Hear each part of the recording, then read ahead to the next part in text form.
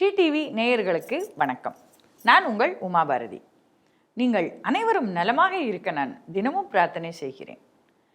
மகாகவி பாரதியின் புதிய ஆத்திச்சூடியில் இன்று நாம் பார்க்க இருப்பது 45வது புதிய ஆத்திச்சூடி, தீயோர்க்கு அஞ்சேல். அதாவது தீயவர்களை கண்டு நாம் பயப்படக்கூடாது, தீமையை எதிர்க்க வேண்டும்ங்கிறார் மகாகவி.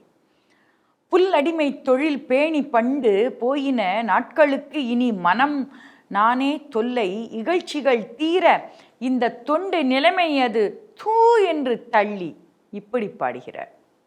அது மட்டுமில்லை, மாகாளி பராசக்தி ருஷ்ய நாட்டினில் கடைக்கண் வைத்தாள், அங்கே ஆகா என்று எழுந்தது பார் யுக புரட்சி, கொடுங்காலன் அலறி வீழ்ந்தான் என்று இந்தியாவில் இருந்தபடியே ரஷ்ய நாட்டில் கொடுங்கோலாட்சி முடிந்தது என்று மார் தட்டியவர் பாரதி. ஆக நாம் தீமையை எதிர்க்க வேண்டும். அதற்கு ஒரு கதை. ஒரு மிடில் ஸ்கூல், அதாவது நடுநிலை பள்ளி.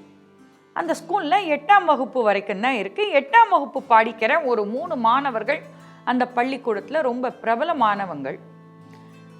சஞ்சய், மாலா, ராகவ், இந்த 3 பேர். இதில் சஞ்சய்ங்கிறவன் ஒரு பெரிய பணக்கார வீட்டு பிள்ளை. தான் என்ன பண்ணினாலும் அது ரைட்டு அப்படின்னு திமிர் பிடிச்சி அலையிறவன். தான் சொல்கிறதத்தான் எல்லாரும் கேட்கணும், தன்னோட பின்னாடி தான் எல்லாரும் வரணும், இப்படின்னு ரொம்ப செருக்கு கர்வம் ஜாஸ்தியாக இருந்தது. ஆனால் நல்லா படிப்பான். அதனால் அவனை யாராலும் எதுவும் சொல்ல முடியலை. என்ன தெரியுமா பண்ணுவான்? தான் எதையும் கேட்டு யாரையும் கொடுக்கல, ஒரு புஸ்தகம் கொடுக்கலன்னா அதை கிழிச்சு விட்டுருவான். யார்கிட்ட வேணாலும் போய் அவன் கேட்பான், அவனுக்கு கொடுத்துடணும், கொடுக்கலன்னா கிழிச்சிடுவான். இப்படியே இவனோட அராஜகம் தொடர்ந்து போய்கிட்டே இருந்தது ஸ்கூல்ல. இதை எப்படி கண்ட்ரோல் பண்ணேன்னு யாருக்குமே தெரியல. கொஞ்ச நாள் ஆச்சு. ஒரு நாள் அந்த ஸ்கூல்ல இன்ஸ்பெக்ஷன் வந்தது. அந்த இன்ஸ்பெக்ஷன் வந்த அன்னைக்கு எல்லோரும் கிளாஸாக இன்ஸ்பெக்டர்ஸ்லாம் வருவாங்க. சிஓ, டிஓ எல்லாருமே வந்திருக்காங்க. எல்லாருமே வந்து கிளாஸாக போயிட்டுருக்காங்க. இவங்க கிளாஸும் வந்தது. இவங்க கிளாஸுக்கு வர முன்னாடி என்ன ஆச்சு, ராகவுக்கு ஒரு பரிசு கிடைச்சிருந்தது. அதாவது ஒரு பாட்டு போட்டியில் ராகவுக்கு ஒரு பாரதியார் கவிதைகள் புத்தகம். இது வந்து எல்லா பள்ளிகளுக்கு இடையிலான நடக்கிற ஒரு போட்டி.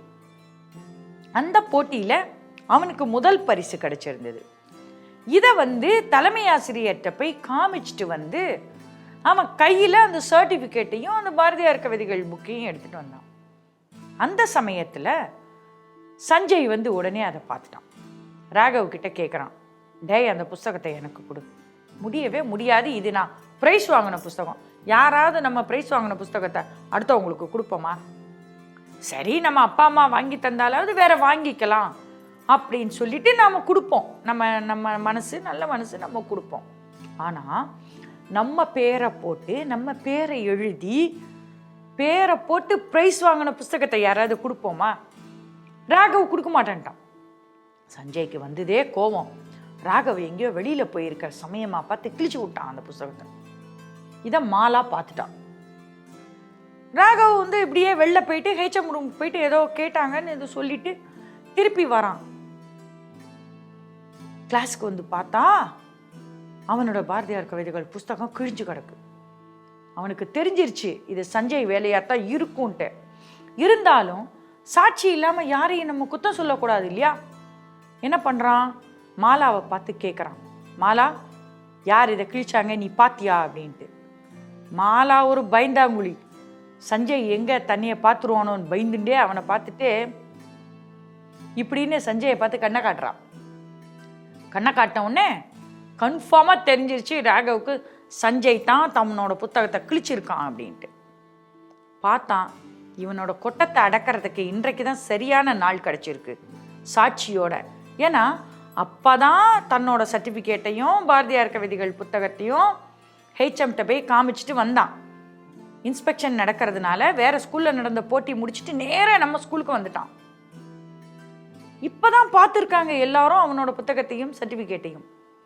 உடனே என்ன பண்ணான் தெரியுமா ராகவ்? நேராக தன்னோட சர்டிஃபிகேட்டையும் அந்த கிழிஞ்சு போன புஸ்தகத்தையும் எடுத்துனான். நேராக ஹெச்எம் ரூமுக்கு போனான். அங்கே சிஓ, டிஓ எல்லாரும் உட்கார்ந்துருக்காங்க.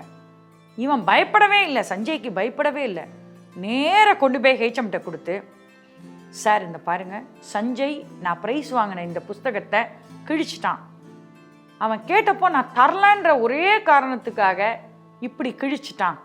இவன் இப்படித்தான் ஸ்கூலில் இருக்கிற எல்லாரோட புஸ்தகத்தையும் வாங்கி வாங்கி கிழிச்சிடுறான் சார், கொஞ்சம் நீங்கள் கண்டிக்கணும் அப்படின்னா. உடனே எல்லாருமா கிளம்பி இவங்க கிளாஸுக்கு வந்தாங்க. வந்துட்டு சஞ்சயை கூப்பிட்டாங்க.